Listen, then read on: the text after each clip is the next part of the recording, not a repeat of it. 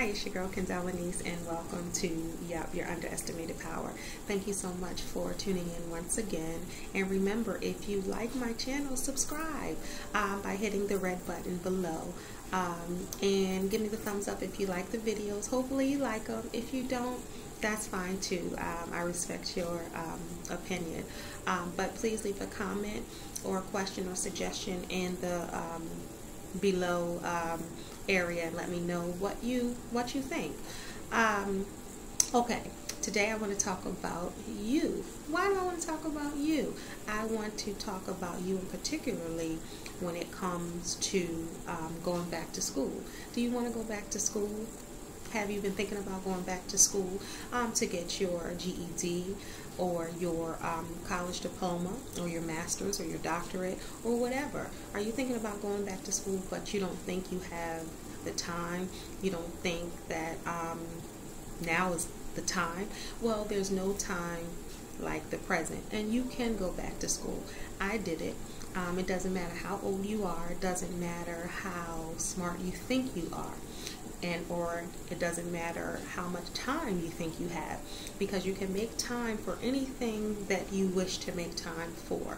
I know when I made the decision to go back to school, I didn't put a lot of thought into it. I didn't think about it. I didn't overthink. I just one day went to go register for school, and I did it.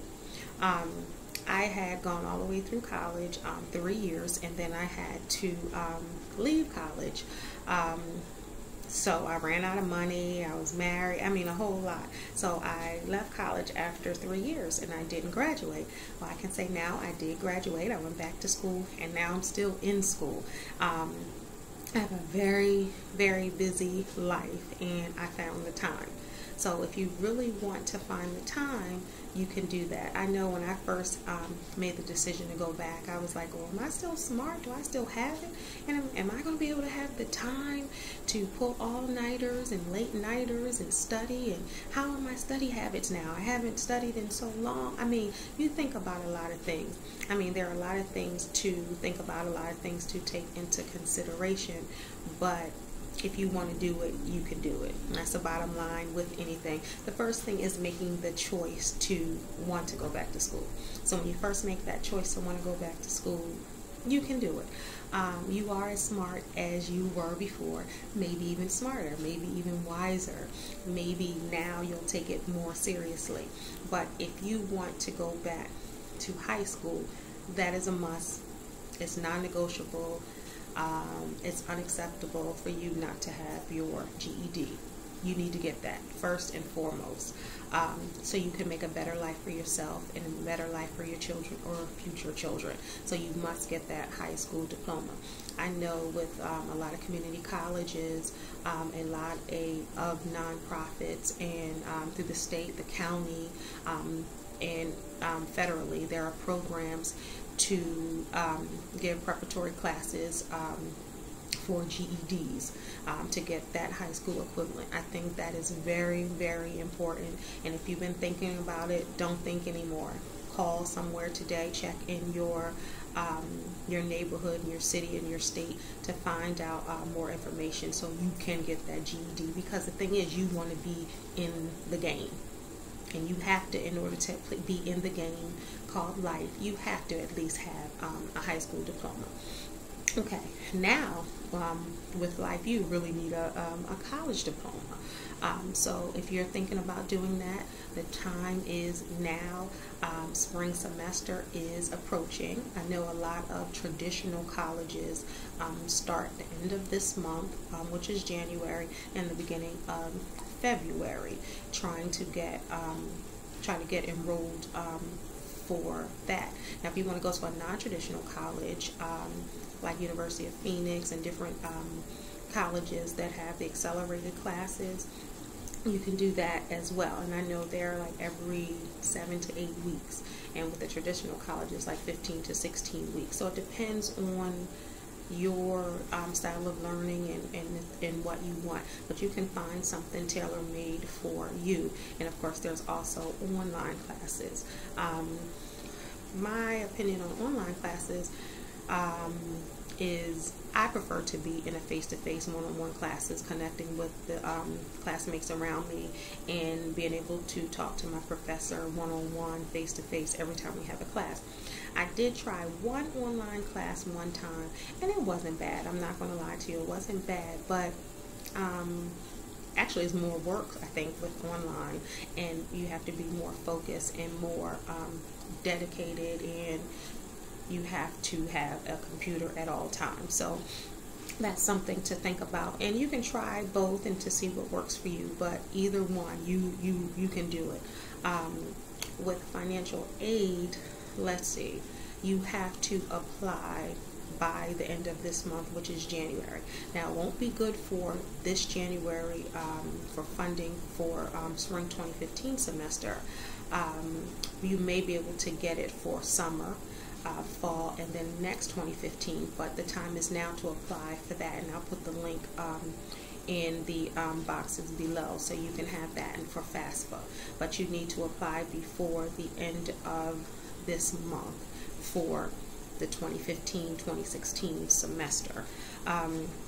You want to decide what you want to do, what type of classes you want to take, and even if you don't know yet, don't let that stop you, because if you have never been to college, you will still have to take prerequisites, and it'll be not until your junior semester where you start really focusing on your major. So the best place to decide where you want to be in life and what you want to do in life is school. So you might want to start doing that, but don't doubt yourself any longer. Don't prolong this any longer. Life is short. Life is not promised. You want to make things happen. You want to make moves.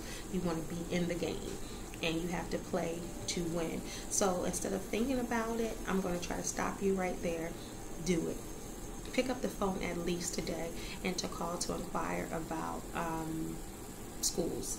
You can at least do that, and you might find out that you are already 10 steps ahead of what you thought you were. You might think you're so far behind, but in actuality you might not, especially if you were like me and stopped midway through.